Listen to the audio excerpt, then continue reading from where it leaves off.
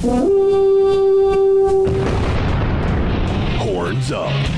Stand and deliver. Pay attention. News from across the NFL and the Minnesota Vikings in association with VikeFans.com.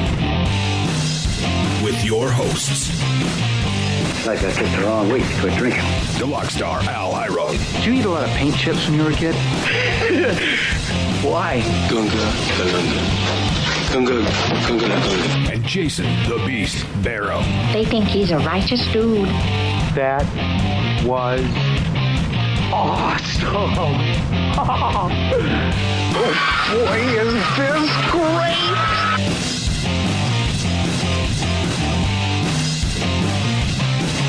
And welcome to our debut episode of Horns Up, the only rock and roll podcast for NFL and more specifically the Vikings. Yes, man.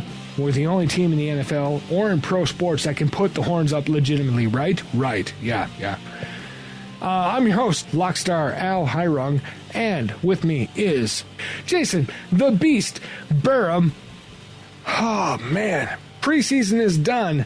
Now it's time to look forward to NFL Week 1. But first, about time indeed, right? My God. Has this preseason for you taken as long as it has for me? I mean, really? I was ready for the preseason to be done as soon as Phil Loadholt went down. End it now. Yeah. Don't even show up. We're Right. Good to go. I get Ride you. it out. I get you there, man. Totally get you there. So let's sweep around the NFL. Our high-speed road trip around the NFL. With the Flakegate behind us, it looks like Tom Brady is off the hook and we'll be ready for Week 1. All of you fantasy players out there, though nobody really thought otherwise, did they? I was honestly tired of hearing about Deflategate as soon as it came out. Right, everybody was, right. The preseason power rankings have come out. The top 5, according to ESPN, are the Seahawks, Patriots, Packers, Colts, and Broncos, the Vikings. Call me Brocco. The Vikings are listed at number 17. According to the ESPN Insider, the Vikings are overrated while the Saints are underrated, but no further information was given outside of that headline. Go figure. The NFL Referees Association has condemned the actions of 2 San Antonio high school football players in their blindside hit on a referee. Texans themselves are shocked that these 2 kids would take away half the fun of parents going to a football game in order to chase around referees afterwards. The Browns have suspended offensive line coach Andy Moeller after an incident involving reports of strangulation by a woman in Berea, Ohio. Moeller, originally spending 6 years in Baltimore and even being suspended for conduct while there, apparently did not think Baltimore was rock bottom enough. Go to Cleveland. Kirk Cousins does not believe RG3 is a distraction. Rather, he says outside noise is. We here tend to think that the most distracting thing would be his lack of talent. And finally, Microsoft's Cortana is back, predicting games again. Last year, it picked 67% of NFL games correctly. It is predicting in Week 1 that the San Francisco 49ers will win over the Vikings with a 58% chance. And this is why Google is still more popular than Cortana. How you feel about the news today, sir? I guess RG3 still, wow. Just imagine how much Washington has given up for this guy. And besides his rookie year, his rookie campaign, his fall, everything's short. They just got to be disappointed there in Washington. I totally get you, man. Totally. I mean, seriously, how bad do you have to be considered Subway's second worst failure? Not only that, but your franchise gave up so much for you. Right. And they're suffering because of it. They are. You cannot give them anything in return. Well, and that's kind of the thing is that even though Snyder's been the super RG3 supporter, they picked Cousins for a reason.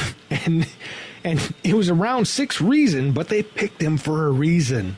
And it's now coming to fruition that we picked this guy because RG3 is kind of sucky. Apparently, that's the best way to put it. That's really the only way to put it. RG3 kind of sucks. Yeah, too much of the ego. Mm-hmm. Too much of the ego. Too many Subway sandwiches. I don't know what it is. Yeah, I don't know, man. After that first year, his rookie year, is like, wow, this guy is the real deal. Except for then he had the ACL injury, which he had that in college. He came back from that and was the second overall pick after that. So you thought, well, the guy can come back from a second one. Right. He's never been the same guy since. Right. And is constantly injured and constantly a distraction. Well, the only guy I've ever seen come back to form after 2 ACLs was Terry Allen.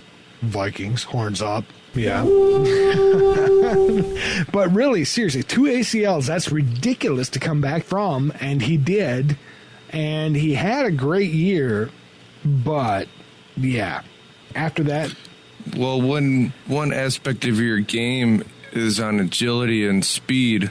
That second ACL really has to take a lot of that part of your game away. It does. Yeah, it does. It does. So if you were a pure pocket passer, right? Let's say like Carson Palmer's coming back from his second ACL, right? Yeah, his situation's going to be a little bit different. Or a John Elway who had one tendon left in a knee when he won 2 Super Bowls. I mean, it's just, shoot me up, coach. I'm ready to play. Right, shoot me up, coach.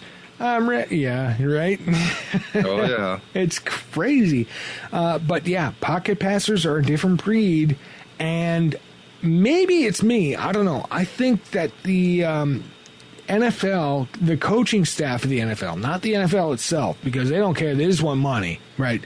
But the coaching staff of the NFL in general wants to see all the guys that do big flashy things, the Michael Vicks, the RG3s, the Cordarrelle Stewarts, right, that can run and duck and bob and weave. Closet Madden players from when they were kids. Right, the B button. I wanted him as my quarterback. That's the problem. Right, yes. I think that's maybe what's happening is that you see all these guys that can dance around the field great, but they can't stand in the pocket and throw a pass. And I guess that's why I'm happy with Teddy so much, because he stands there and he throws the freaking pass.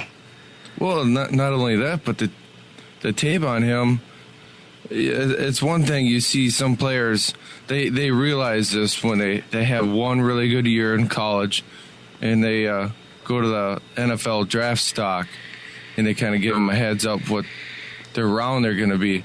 And if they got a top 10 pick, they're essentially possibly losing money. Right. So they come out 1 year of good play on college tape, and then you see a lot of busts like that. With Teddy, you've seen 3 solid years on film, but yet a lot of scouts, they just put that behind him and said Teddy can't play. He's got his knees are too skinny. He ain't gonna last. I'll tell you what, some of the toughest NFL players, even in the Hall of Fame, have been not the biggest guys. Oh, so Joe Montana. You can never tell a guy he's too small to play, too skinny to play. That'll always burn you in the end. Hell yeah, Joe Cool, man. Joe Montana. He was one of the tiniest quarterbacks ever, and that dude had a brilliant career. And, in fact, the Eagles even thought Doug Flutie could replicate it because, of 1 touchdown in Florida. And that didn't work out so well for him. But still, it's a matter of pocket presence and cool and reading defenses. And that's when you look at the great quarterbacks right now that we have in the NFL. And I hate to say this. Oh, my God. Give me a second to cotton ball my tongue. Aaron Rodgers. God. If he wasn't a Packer, I wouldn't hate it so much. But, God, Aaron Rodgers. Honestly, I think the San Francisco 49ers are saying, shit, more than we are. Right. Because they had it right there, and they chose Alex Smith. Again, what did I say? A 1-year college tape. Right. That looked, oh, man, this guy has everything in front of him. But Aaron Rodgers, for some reason, scouts downed him. Right. You know? They did. And he came out and he ended up being and what's key with Rodgers is he did not come out of college having the dynamite arm. Nobody said he's got Ryan Leaf arm skills. Nobody said that, right? Right. Nobody said he had, Cordell Stewart athleticism. Nobody said that, right? But he's traipsed them all just because being a student of the game and figuring crap out. Whereas like a guy like Peyton Manning or Eli even, Eli has 2 rings compared to how many other quarterbacks in the NFL right now? Right. And he's Tom got the Brady. dumbest looks on his face more than any player in the league. You got Eli and Brady are the only quarterbacks still active that have multiple rings. If I'm not mistaken, I believe Big Ben. Big Ben, yes, and Big Ben. And Big Ben may be the stupidest of them all. But all 3 of them are incredible students of the game. And barring Big Ben, don't have a lot of physical attributes going for them. They're not the biggest, strongest passers. They don't have rocket arms. Even Big Ben, as large as he is, doesn't have a rocket arm. But he's just a big dude. He's a big dude. He's hard to sack. And he knows how to read plays, read defenses, and get the ball where it needs to go. And that's what is really, I think, the magic formula for a quarterback. That goes back to Joe Cool. It really does. You don't need to have the greatest arm. You don't need to have... Troy Aikman, man. Norv Turner could tell you Troy Aikman was never the greatest physically gifted quarterback ever in the NFL. But he won Super Bowls because he knew how to read a defense and get the ball where it needed to be. Right?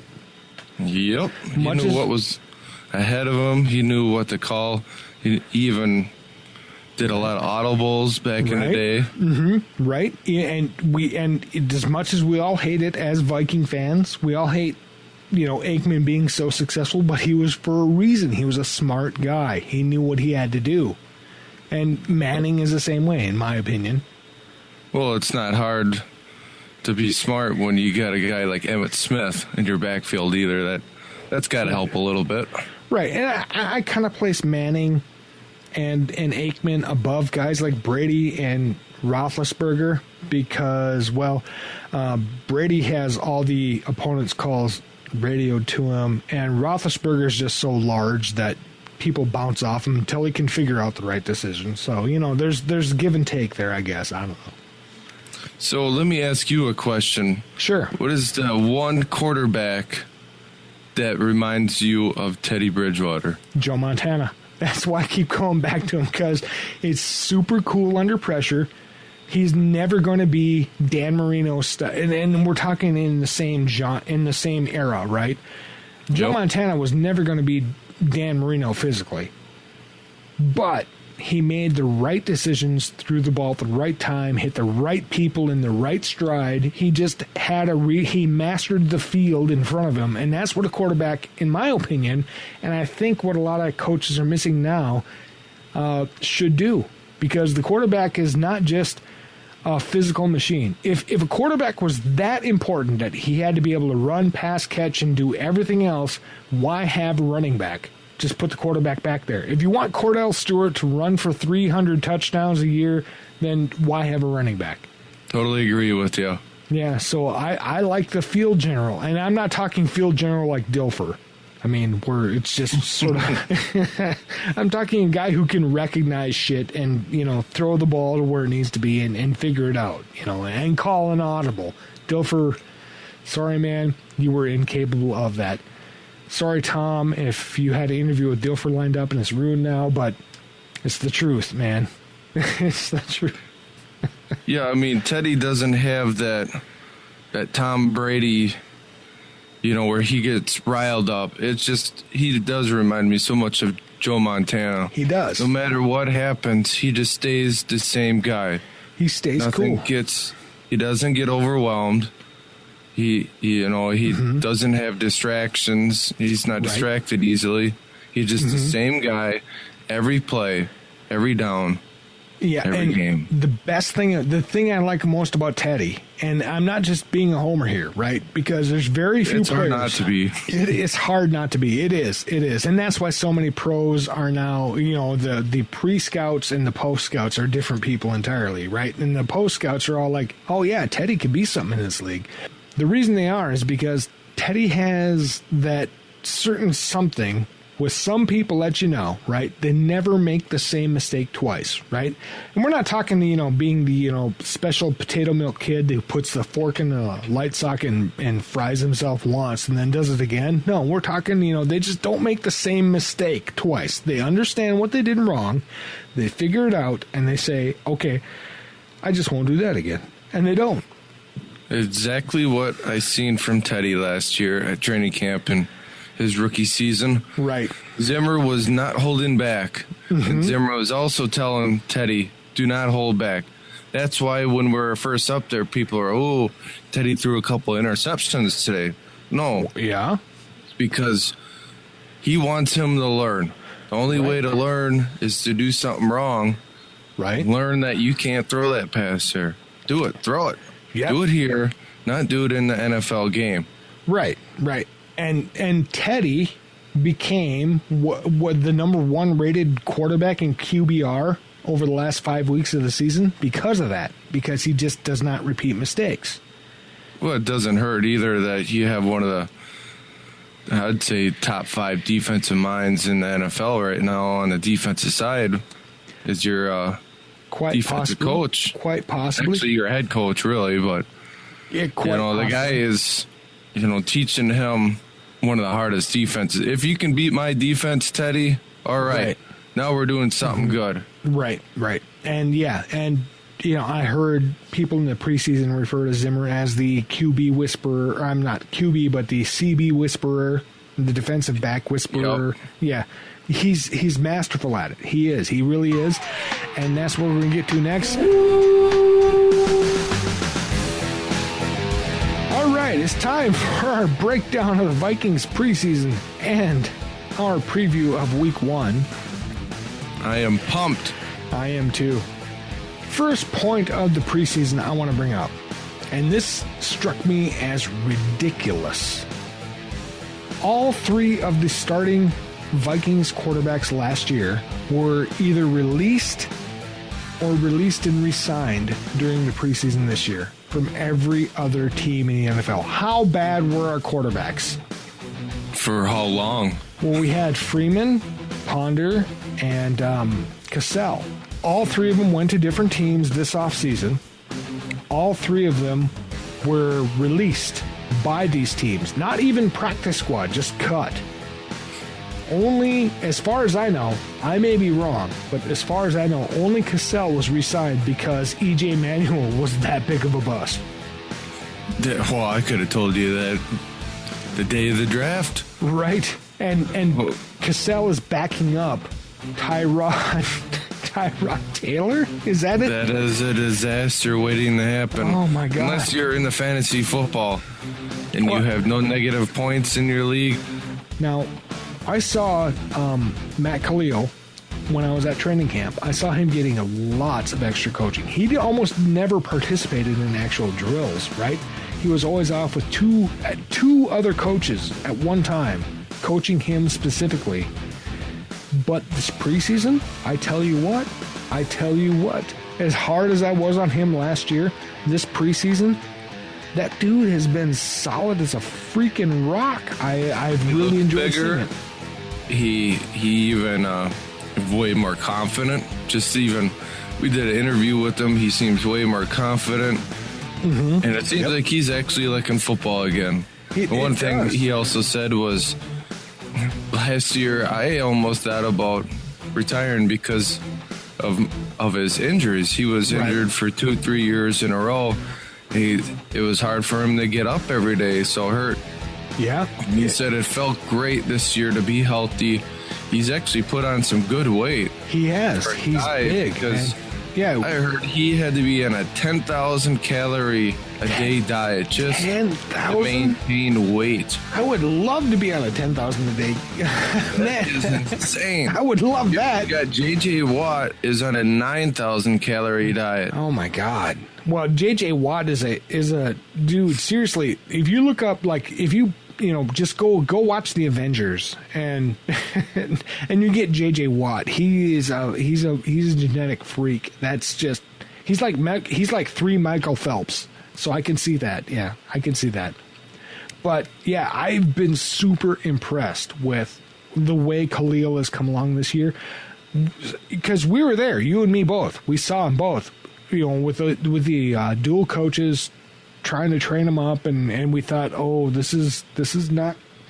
Is this? I think it's mostly his side steps. Right. Getting out to that defensive end with the speed. Yep. Which at practice, a lot of bloggers and a lot of writers were still worried in practice. Well, he's going up against Everson Griffin, which is probably going to be a top 5 defensive end this year. Right. Yep. Amen. Horns up. Do it up, bud. Do it up. What I mean? Horns up. Yes. You got it, man. But yeah. I've been super in the preseason. What was it? He allowed 1 pressure during the whole preseason. That's great. The Oakland Raider game was a great game. Not only that, but it was the first game, I believe, without Phil Lodeholt in there. We have the other side now, TJ Clemmings. We also did an interview with him up there. Yes, we did. I believe it was the second play. Right. TJ Clemmings went up against Khalil Mack and absolutely stuffed him. I mean, he tried doing the speed rush around him, and he has the speed to kick out. And that's another thing that's what they've been practicing with Khalil is that sidestep out. Right. That's key for a tackle. You got to be able to sidestep out, and because, somebody's running forward and you're running backwards, you're never going to outspeed them. The key is to make the arc, do the sidestep out, and make it take enough time to get around them. Yep, and it's definitely paid off so far. And it has. For the tackles, I am not too worried. I'm not going to say I'm not worried, but I'm definitely feeling pretty good right now going into the season. I'm more worried about is the interior line, which now we got a new starter at the right side, and Mike Harris. Right. Actually is looking pretty good, and I think him and Clemens are going to be a good pair on the right side. I think so, too. I actually do. I have not seen much action from the right side this whole preseason, and it's pleased me. It's pleased me not to see much action at all from the front line, other than a normal 3 seconds, you got to get it gone. I guess my biggest worry is John Sullivan. It is. Which, in my mind, the Vikings will be looking at a center replacement probably in this year's upcoming draft. He is getting up there in age, and if I'm correct here, Sullivan is only under contract for 2 more years. I'm not quite sure on that. Right. Yeah. But he will finish out the contract, but they will be looking at a guard and a center for sure in the next draft. Maybe. Yeah. We were looking for one this year. They already went out and traded for a guard from San Diego. Yep, I saw that today. Searles? Yep. Searles' the name? Yep.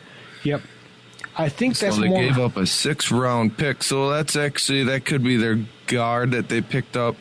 But the thing is, Brandon Fusco, he played center at Slippery Rock. Right. So they already moved him from the right side to the left side. So who knows, maybe Fusco might be the future at center too. Well, they got Berger at center now. I think they're probably going to keep Berger there and just let the season ride until Sully gets back. And when Sully gets back, they'll reevaluate him. But with his health concerns, I'm guessing there's going to be a center in next year's draft. Yeah, that's just gotta. Yeah, it's gotta happen for Teddy.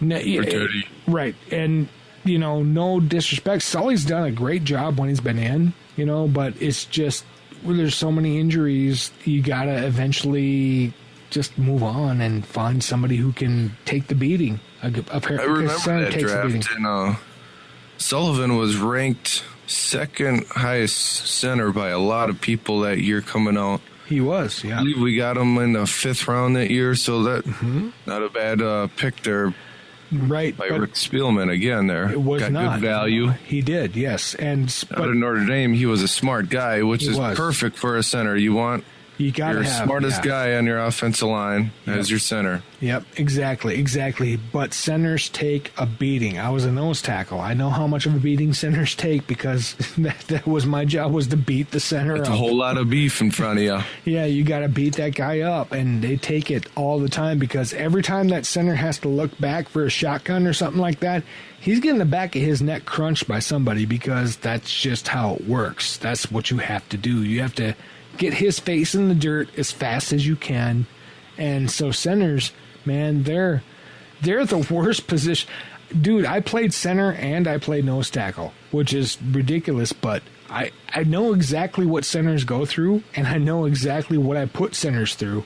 And it's just, I would never want to play center. I mean, put me in a guard. Guard is the easy one. Guards, yeah, I hate to say it, sorry, Fusco, and, guard is pretty easy. Tackle, you have to mind shit because stuff's going to come run around outside of you, and then you have to collapse inside when it doesn't, and you have to be, on a swivel, basically. But center, man, every play, you're getting your ass kicked. And it's no fault of your own because half the time your head's between your legs trying to hit a quarterback 12 yards behind you, or 7, as the case may be. It's just ridiculous. So I have all the respect in the world for a guy like Sully, but yes, centers, you have to recycle a lot faster. Yeah, so I would definitely say that in the 2016 draft, I would not be surprised. I don't think it's going to happen in the first 2 or 3 rounds, but I definitely would say by the 4th round, would not be surprised to see a center come off the board there. I would not either. In the first 4 rounds, that sounds about right. Sounds about perfect, actually. So how about the defense, though? Because we know we've got our offensive line worries. We've got our offensive weapons. Because, I mean, dude, really, do we have to cover Johnson and Wallace and Bridgewater and what Peterson a difference again? a year makes in the wide receivers. Holy shit. I mean, wow, we got Wallace now. Right. Instead of Greg Jennings. Right. Which is speedster. Right. Charles Johnson, he came out of nowhere. Obviously, Norv Turner's seen something there. Thank you, Cleveland. Right. Jarius Wright, I would not be surprised to see Jarius Wright get re-signed after this year. I wouldn't I either. heard some rumblings about him. Right. Maybe some teams were calling up for him. Stephon Diggs, Mr. Mankato. Right. But the disappointment so far has been Cordero Patterson. Well, here's But the the thing. only thing he gives you is some kickoff returns, and now with Diggs, you might as well put both of them back on kickoffs. Here's the thing, and that's funny because remember when I said the top 5 preseason power rankings, and ESPN claimed the Vikings were overrated and the Saints were underrated? When Cordero Patterson is considered your 4th or 5th wide receiver on the squad, how deep are you at that point? I mean, Jesus, really? I mean, I remember days when we thought Kadre Ismail was our deep threat. I mean, you even got Adam Thielen after him. Thielen's good. Wide receiver, man. I give the guy credit. Exactly. I mean, geez, man. I'm thinking, I used to hear my dad, and my dad literally talked like the Kool-Aid man. He'd be like, missile. And he got 3 passes a year for, and they were all for 30 yards plus. But, but Cordero Patterson... Literally, He's looked better this year. I give him that, but still, I'm not comparing Cordero to Kadri Ismail. Believe you me, because they're 2 entirely separate beings. I'm not comparing. Don't make that mistake. But Cordero has dude. Seriously, in one of his legs is all of Kadri Ismail's talent. So I mean, he's got the upper limit of the stratosphere. I like what I've seen. I agree with you. I like what I've seen this year so far in the preseason, especially how much he's improving and working on his fundamentals. But man, dude, all I say is when I watched his tape at Tennessee, I was like, man, this guy. First 2 minutes, I said, man, this is Percy Harvin in a bigger body. Yep. And then all of a sudden, I kept hearing the same thing. And I was like, there ain't no way the Vikings will get him at 24. And I believe we picked at 26 a year, Something 24, like that, 26, and 29, or 23 and 25. Yep. Anyways, the first pick, I never thought, no way Patterson would have got there. Well, first 2 picks we passed on them, and then at 29, I was like, unbelievable. Right. And at this point so far, what a disappointment. Well, Quit worrying about your clothes, buddy. I wouldn't call Get him. them routes down, because you got everything given to you by God. I mean, you got you got speed, power, and everything. You got solid height. We saw what happened in that last preseason game when he ran one back for the distance, right? Yep. Yep. We saw that. It's there. It is there. It's just a matter of making all the pieces fit in the puzzle, and I think that's why he's still here. Because we know it's there. He's got all the skills you ever want to have. I mean, Special teams is a part of playing NFL games. So, Dude. I mean, just like the Chicago Bears. right, Devin Hester. That's the only reason he had a career for more than 2 years. You know, He was a special teams guru. But if he can learn to run the routes, if he can learn to keep disciplined, if he can learn to do the things that the other receivers are doing, like a Charlie Johnson who came out of nowhere and said, I'll run all these routes all day long and I'll put all the extra work in to make it happen, then, hey man, the sky's the limit. He could be a Tim Brown level receiver. He has the skills. We've seen it. I just don't know if he's got it upstairs yet. It's the upstairs part, yes. That's always the biggest question. I mean, because you've seen it ourselves. What we were just talking about, Matt Khalil. You know, the guy's got all the physical skills. It's just a matter of matching the physical and the Another mental. player with an excellent rookie campaign, and then after that disappointment. Right. It's what it is. It's matching the physical to the mental, right? Because you can have the physical skills. They'll carry you so far. And you can have the mental skills and they'll carry you so far, because nobody will ever stand up right here. And I'll say this on air, and in our podcast recorded for all of history, nobody will ever say Matt Cassell is not a student of the game. Man, that's why he was back up in New England. He's a smart guy. He would have never lasted that long in New England if he wasn't smart enough. Right, exactly. But you've got to match the mental and the physical to become a premier player. And that's what we're waiting for with guys like Khalil, guys like Patterson, et cetera, et cetera. You know, you always want the physical to match the mental. That's why Percy Harvin eventually had to leave. After 4 years, was it? He left. We got rid of him because he had the physical. My God, he had the physical. Some of those highlight reels still are like, this dude defies gravity, right? But he just didn't match the mental with it. He couldn't make the connection. And he still hasn't. And he may be that way the rest of his career. He may have his, what was that movie with Tom Cruise? Breakout year, and then get a big paycheck and retire. I don't know. Show me the money. Show me the money. Yes, I can't remember what the movie was called. Jerry Maguire. Thank you. I'm not up on my sports movies, apparently. But yeah, he might, I could totally see it, 3 years from now, Percy Harvin's pushing 38, 39 years old, has one great year, gets his retirement check, rides off into the sunset. I could see it. Hang out with old Randy Moss. Sweet cash, homie. Well, Randy was oh my God. Randy was a guy that nobody knew how to handle, in my opinion.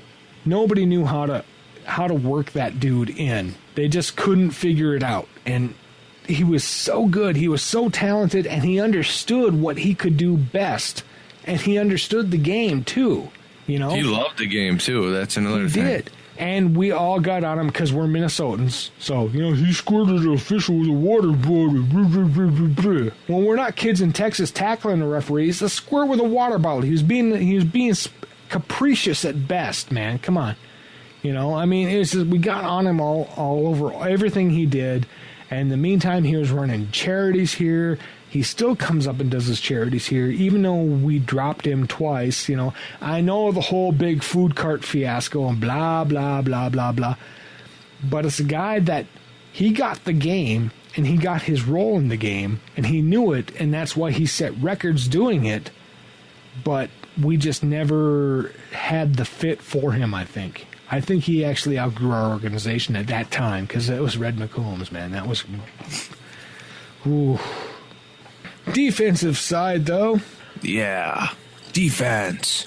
On the defensive side, there is some amazing things happening, mostly in our linebacker core, which to me, you know, being a defensive guy...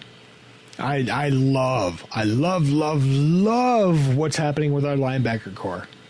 Now, call me crazy. Yeah. Hodges, Barr, and Kendricks. Sorry, I had a moment there. But if those three come out the way their potential says they are going to, oh my God. Barr already almost has, right? Barring injury, no pun intended. Yep. But he's come out as a beast. And Hodges has repeatedly proven himself as an active and capable linebacker. And Kendricks, I swear to God, the longer his hair gets, the more like Troy Polamalu he will be. He will be a force for years to come if he just brings it under control. And I think maybe that's what his hair has to do, is bring his brain under control. I watched a lot of tape of Eric Kendricks coming out of this draft. This guy just gets it. He is a football player. His instincts are great. Mm-hmm. There's a thing called bucket steps, where he backpedals, and if he backpedals too far, they call it like a bucket step. Right. Well, that's a wasted step now, and now you're out of that play even quicker. Right. I think he only had 3 or 4 the whole year. He did. I mean, he has the speed. He does. And he has the instincts, and he has the footwork. He does. And that's the thing that gets me excited about him, is that he knows where the ball... He has the sense of where the ball's going to be, and he just flows to it. And he doesn't waste time getting there. He just goes. And sometimes, yes, sometimes he's wrong. Sometimes he's faked out. He's a rookie. Let's be honest. But when you see that kind of speed and aggressiveness and power in a defensive lineman, that to me is like the hallmark of, I need this guy on my team. You know, I mean, that's everything a defensive coordinator looks for. You know, he kind of reminds me of something different, kind of like a running back playing a linebacker position, where he could see an offensive lineman that's coming up, you know, trying to block him, which is 300 pounds, and Kendricks is 235. Right. So you got 65 pounds on him. I mean, he's not going to stone that offensive lineman and throw him to the side and make the tackle. Well, what he does is, like, he almost jukes the lineman the opposite way, and he gets a feel for where the running back is going to go. So then the lineman is out of position, and he can get around and make the tackle. And I've seen that numerous times. It's whatever you got to do to get around the offensive lineman to make the play, so be it. That's one of the things that he's really good at, I noticed. Oh, exactly. You're coming up against a giant wall of meat, you know. And what do you do to get around that? And who was the other? And this is why I brought him up. Who was the other linebacker that reminded you of that one, the way he plays? Oh, Troy Polamalu. Well, yeah, I guess you could definitely say Troy Polamalu on that one. Not just on the hair, but Troy Polamalu was an undersized linebacker who just seemed to always be in the right spot at the right time, no matter who was in front of him. And it just an aggressive, maybe over-aggressive. I don't know. I can take over-aggressive for a defensive linebacker. But, just there and putting the hit, laying the wood, making that guy, no matter how big he is, feel even worse for having carried that ball. I like that. I do. I want me. He just gets it. And then I talked to him up at training camp also, too. We did an interview with him with Tom Moore. And afterwards, I got a little time to speak with him.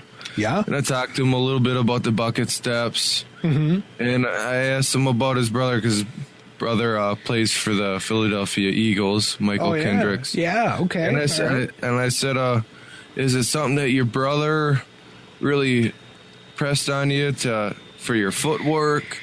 Or why are you so good at your footwork? And he goes, I just knew to be a good NFL player, footwork is key in it. Mm-hmm. You know, so he definitely gets it. Mm-hmm. Another thing I said to him was, man, you know you weren't the 45th best player in this NFL draft. Right. He didn't say nothing back to me. All he did was smile, which is a good thing for him to say. I mean, he's not going to be cocky about it and start saying nothing about it. Yeah, he's me prove it. He's going to let his play in the field speak for itself. Yeah, we've had more than our share of SODs on this team. Yeah. Most of them ended with, fake wieners to bypass drug tests. Eric Kendricks is a real deal, and I'm actually a little bummed out that he didn't get the starting nod at middle linebacker. You know what?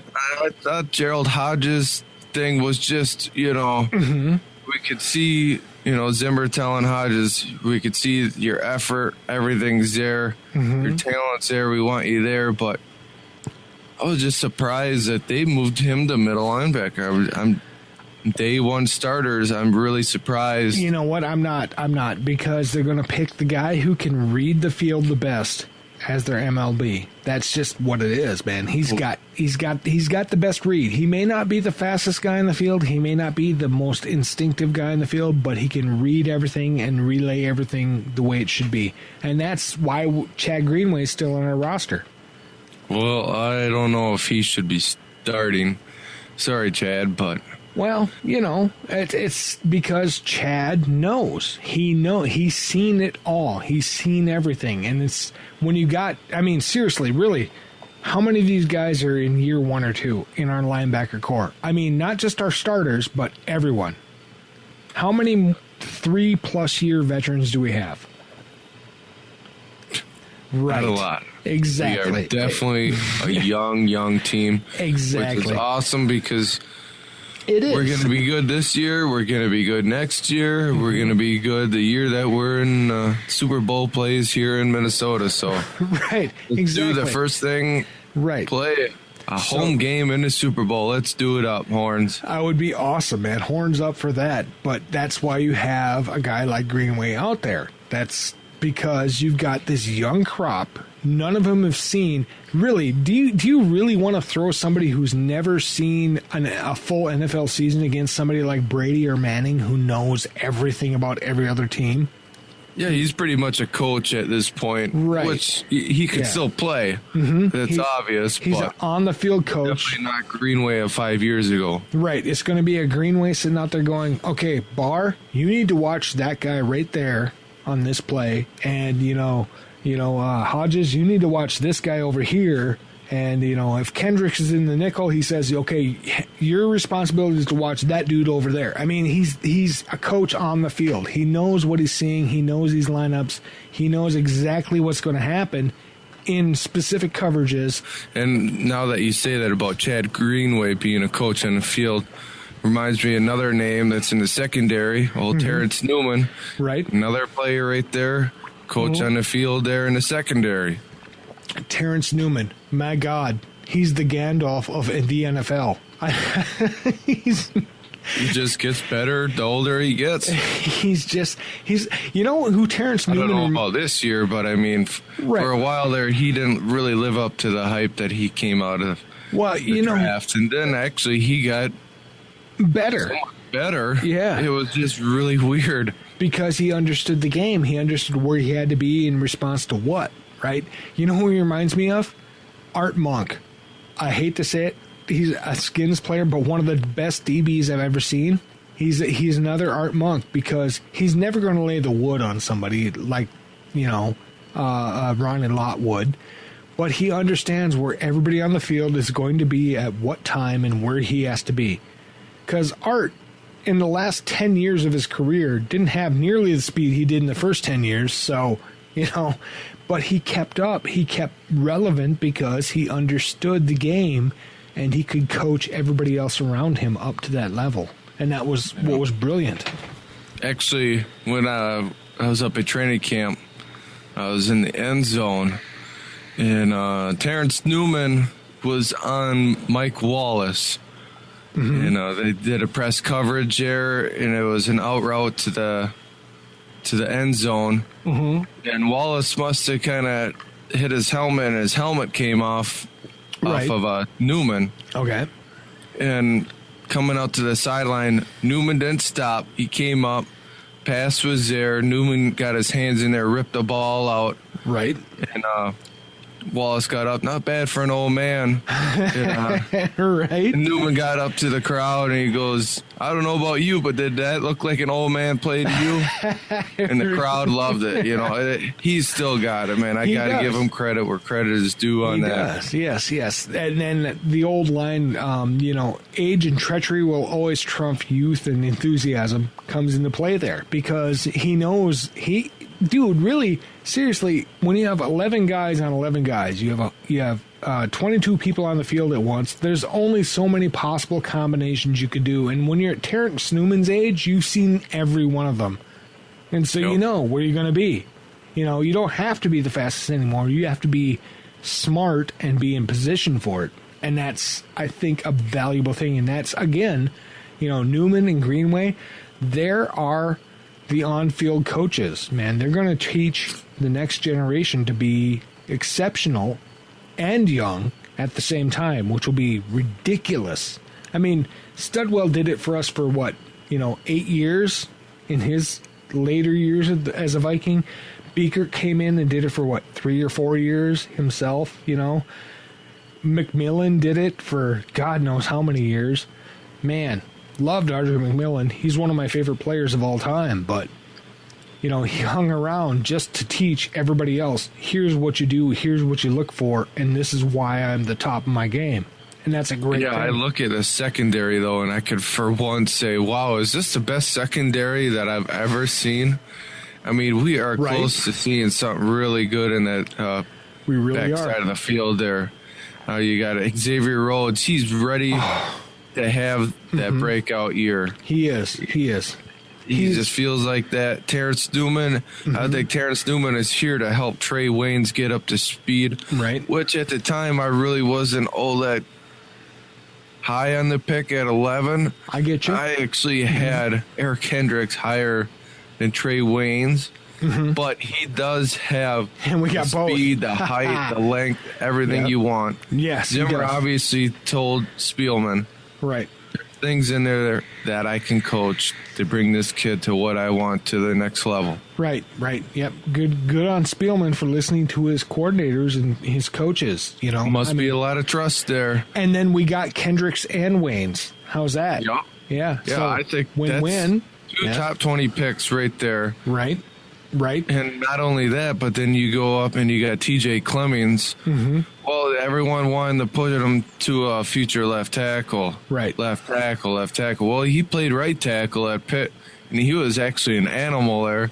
Well, so be it. Where is he playing? We need him at right tackle. Hell yeah. Works out perfect for us. We got him in the 4th round. It does. He was the top 50 pick in my mind. As soon as Lodehold went down, man, you had to have somebody there.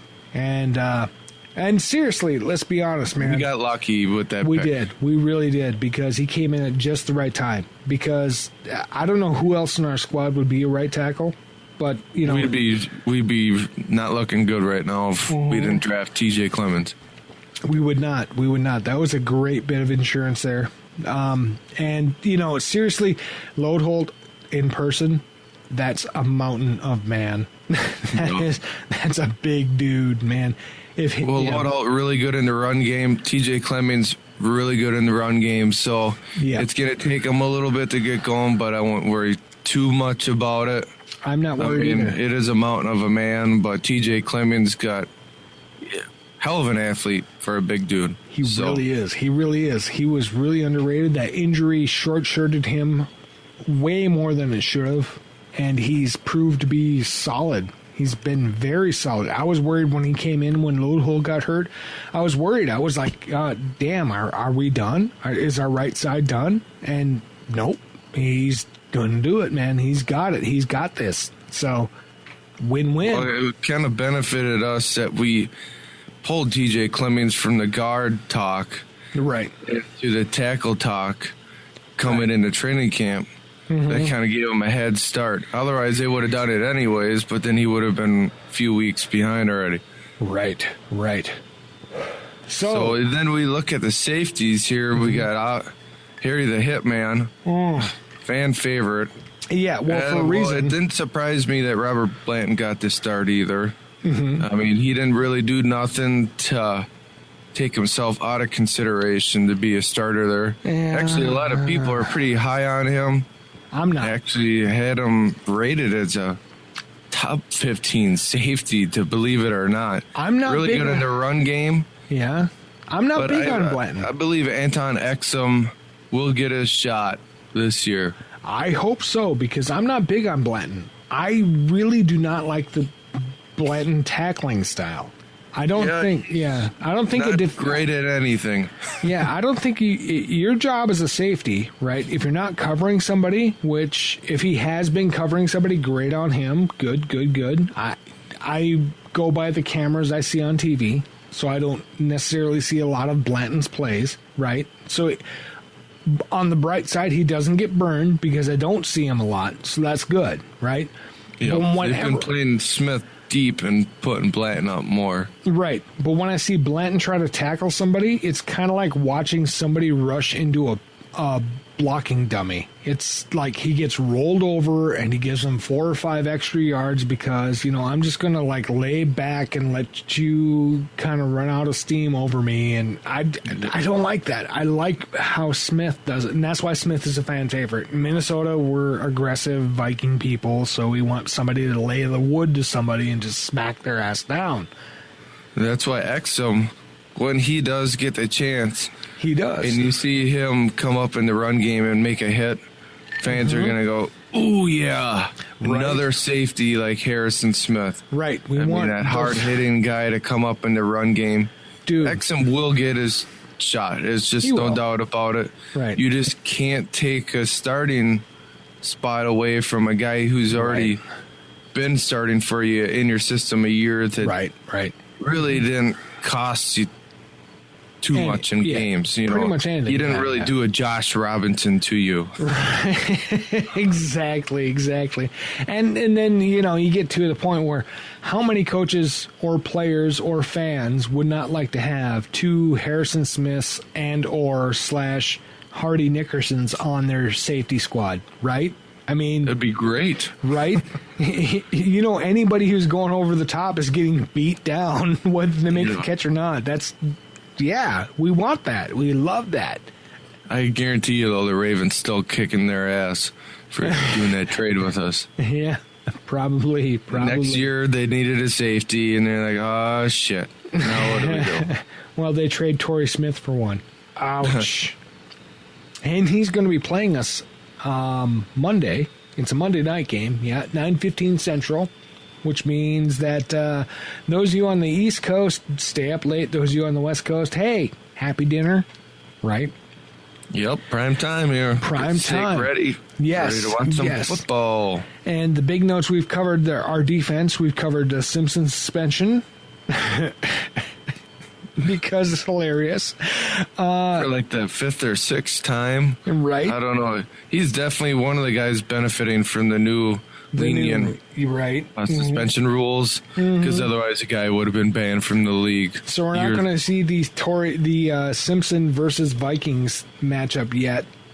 No front flips on any of the Vikings. No. Torrey Smith was, however, added, and he is a good receiver. He matches up well. He's a speedster, but depends who he lines up with. If he's matched up against Xavier Rhodes, I don't think Torrey Smith catches more than 3 balls. I don't think so. I'm not trying to be a homer on that one, but I get you. I think Rhodes he's taller than him. He's got better length than him, and I don't think Torrey Smith is faster than Xavier Rhodes. I totally agree with you, actually. I really do, because I've followed Smith. He's been on at least 2 of my fantasy teams in the last 3 years, or been the devil of one of my teams if he's not been on my team. But I've seen him. He's a speedster. He's got great reception ability. But really all he does is post routes and flat outs. That's all he does, man. Yep. And he's great at those. And if somebody can keep up with him, if Rhodes hands it off to Smith, Torrey's going to get his head torn off. So, he's a great receiver again, but yeah, he's a niche receiver. He's not constant, he's not a possession receiver. So I'm not too worried about Torrey. He might score 6 on us in that situation. Yeah, I'd be surprised. I just have a feeling in this game, this is going to be the coming out party for Zimmer's defense. I think it will be. This is where it's going to start getting good. Right. I guess after the year, we can reevaluate the safety position. Right. But you're talking about defensive ends, D tackle. Maybe we take another D tackle.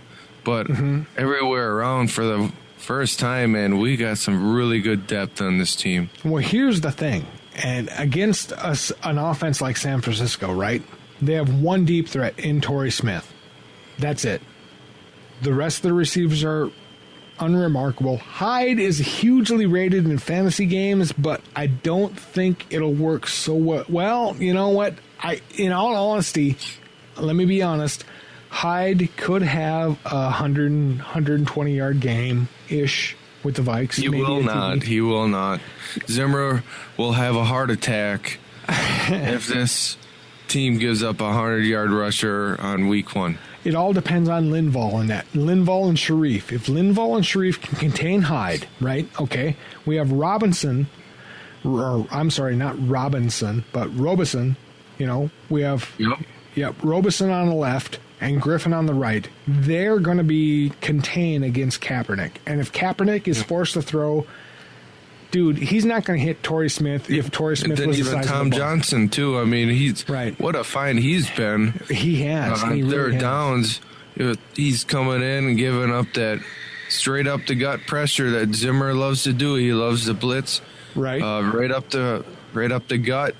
Your linemen suck up all the blockers. That's why I have a feeling Kaepernick's going to be running quite a bit, which I get that for too. him, that might actually be good because I think he's better. Oh, yeah. On the run. If I was coaching Kaepernick, I'd be doing a lot of the same coaching that Vike fans can relate to on the Culpepper days. Dude, bootlegs. Yeah. I would be putting him out in bootlegs quite a bit. Always, yeah. Kaepernick is a giant quarterback, and he's a physical specimen, and he has an arm, but it's not a very accurate arm. So roll him out, do misdirections and bootlegs and everything. Not a lot of touch. Yeah. Not a lot of touch, no. So that's why I think that Torrey Smith is his pretty much only outlet. So if Griffin and Robinson... Bolden.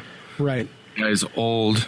Right, he still knows what to do. He does. He still somehow can play wide receiver. He can. Surprise everyone. Yep. Quentin Patton, he's another a small school wide receiver that I thought last year would have stepped up. So maybe this year he steps up. But besides Quentin Patton, I'm not really too confident in the wide receiver core. You got Vernon Davis, which... Man, I do not know why him and Kaepernick have not gotten together. Well, I mean, they should be a just chemistry great team. Yeah. But that's why I say, Torrey Smith is his weapon because what's going to stop the speed rush? What's going to stop the contain other than hitting your deep routes? And Torrey is the only guy on the San Francisco team that can run a deep route anymore. I mean, Bolden. I actually like the matchup of Terrence Newman and Anquan Bolden.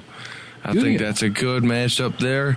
I've definitely put Xavier Rhodes on Torrey Smith. Right. I think that's a good matchup there. And then in Vernon Davis, third downs, I don't know if they're going to bring in Kendricks, but I like that matchup myself there too. So even if he's not in the base package, throw a nickel in just to get Kendricks in there and have him focus on Davis, and it'll be done. Yeah. It'll be done. Cortana predicted 58% for San Francisco. And really, after actually watching games, not computer analyzing them, I don't see how it's going to happen because they got Kaepernick, and Kaepernick, he's a great runner.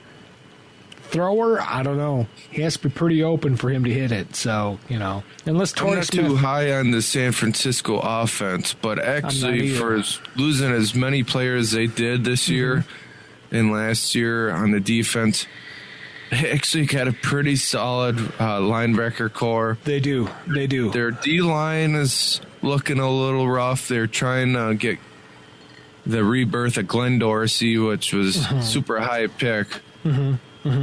Well, they got Tank Carradine, which coming out of Florida State last year, but he was coming off an ACL injury.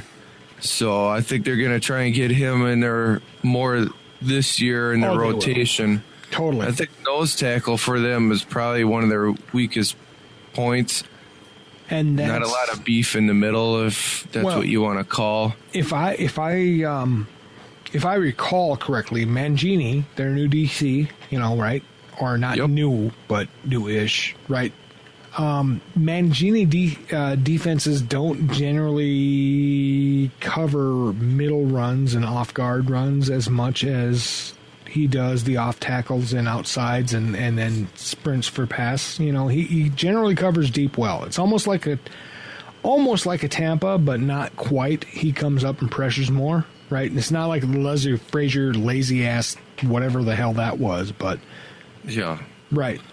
And just sit back and wait for him to come to us. Right, yeah, that's a terrible defense, right?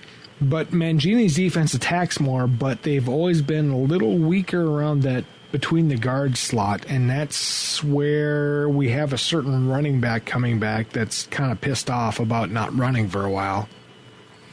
Usually against San Francisco, Adrian Peterson has actually pretty much struggled.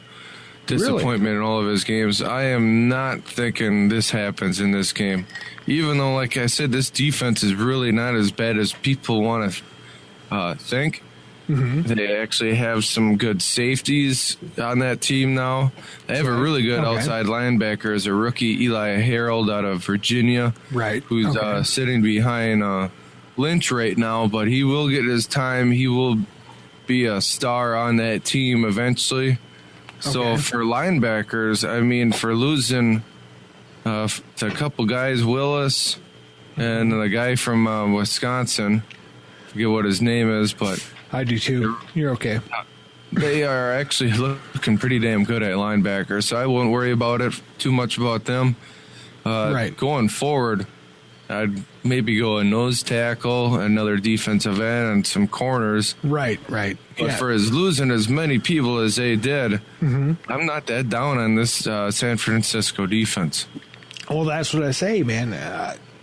I'm not down on the San Francisco defense either, and that's probably why Cortana rates them higher, being a computer. But between the tackles, and you've got probably the greatest running back of this generation of running backs playing the game, coming back for his first game, and you've got weakness at the nose tackle position, and dude, it's tough to call. It is, but I would say that's the weakness. That's what we exploit. I think we see a lot of Adrian for the first 2 quarters, and then again in the fourth quarter, and he breaks 2 or 3. I'm thinking 2 TDs for Adrian himself, and then 2 TDs for Teddy. Yeah, I am predicting 31-17 win here. I would be really surprised to see San Francisco score over 17 points in this game. Wow, you're more generous than I am. I was going to go 28-24. Yeah, I just don't see this offense putting up a lot of points against this Minnesota defense right now. I mean, everything, all the matchups, like you're saying about Torrey Smith, I think we got a great matchup with Xavier Rhodes on him. Anquan Bolden, I think Terrence Newman will be serviceable enough to cover him. And Quentin Patton, that's when you put in Trey Waynes in the nickel. They've been flirting with that a little bit. I'm not quite sure if they're going to do that or if they're actually going to put Captain Munderland back in the nickel here. But, like I was saying, Kendricks on Vernon Davis, I'm not just seeing a way for them to really put up a lot of points. I don't either, It's like a chess match. But I see they can put up 24 because our defense is so young. That's just so I think my score is 28-24. Yours is 31-17. Yep. So 28-24, 31-17. Yes. Mark it down. Put it in your books. We are at the end, I think, sir. I think we've covered just about everything we can cover. Unless we want to go. Yeah, we don't want to take up next week's time. So, yeah, we've covered just about everything. Thank you very much for listening to our debut podcast of Horns Up with me, the Lockstar, Al Hirung, and Jason, the Beast. There you go. Yes, thank you. All right. We'll see you next week. Take care, everybody. Good night.